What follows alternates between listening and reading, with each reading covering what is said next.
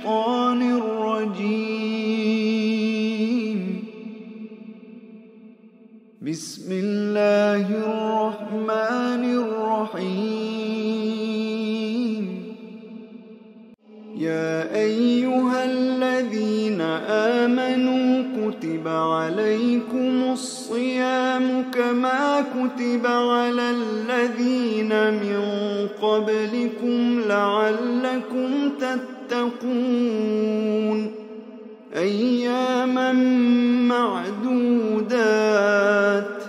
فمن كان منكم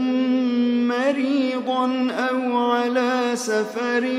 فعدة من أيام أخر وعلى الذين يطيقونه فدية طعام مسكين فمن تطوع خيرا فهو خير له وأن تصوموا خير لكم إن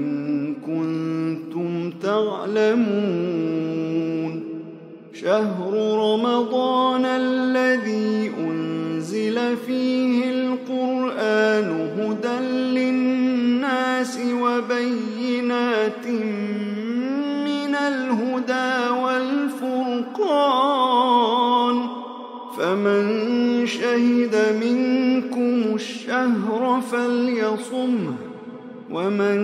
كان مريضا أو على سفر فعدة من أيام أخر يريد الله بكم اليسر ولا يريد بكم العسر ولتكملوا العدة ولتكبروا الله على ما هداكم ولعلكم تشكرون. وإذا سألك عبادي عني فإني قريب أجيب دعوة الداع إذا دعان فليستجيبوا لي وليؤمنوا بي لعلهم يرشدون. أحل لكم ليلة الصيام الرفث إلى نسائكم هن لباس لكم وأنتم لباس لهن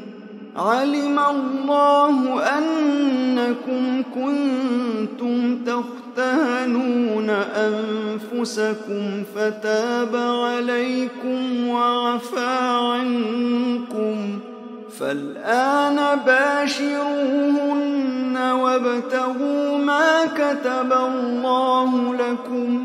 وكلوا واشربوا حتى يتبين لكم الخيط الأبيض من الخيط الأسود من الفجر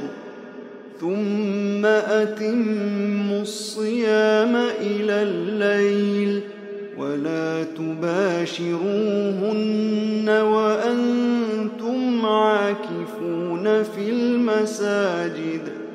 تلك حدود الله فلا تقربوها كذلك يبين الله آياته